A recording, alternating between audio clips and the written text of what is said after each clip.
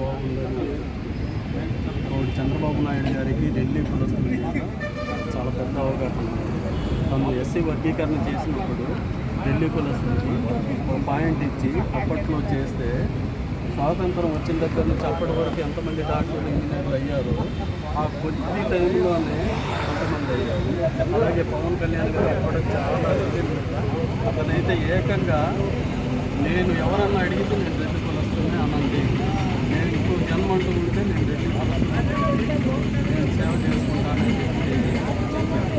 ఇది కూటమి ప్రభుత్వం కాబట్టి మా రెడ్డిలకి ఒక ఆధారం, అట్లా మాకు మంచి జరుగుతుందని ఇప్పుడున్న జనరేషన్కి చాలామంది చదువుకొని కూడా వేరే వేరే ఆటోలు చదువుకోవడం, ఈ బీటెక్ వాళ్ళు కూడా చిన్న చిన్న పనులు చదువుతున్నారు.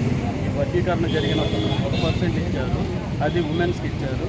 ఇంకో 2% కలిపితే మా రెల్లీలకి ఉపకులాలైన 12 కులాలు ఈ అందరూ కలిసి కొద్దిగా ఈ ప్రభుత్వంలో ఈ ఎస్సీ వర్గీకరణలో మేమందరం వచ్చే జనరేషన్ లాభ పొందుతారని, వాళ్ళ జీవితాలు బాగుంటాయని, మా జీవితాలు అలాగూ అయిపోయినాయి, ఇక వాళ్ళ జీవితాలన్నా బాగుపడుతుందని ఏ ప్రభుత్వంలోనూ మాకు అప్పుడు తెలుగుదేశంలోనే జరిగింది. ఇప్పుడు కూడా మా అదృష్టం కొద్ది వచ్చారు అనుకుంటున్నాం మేము.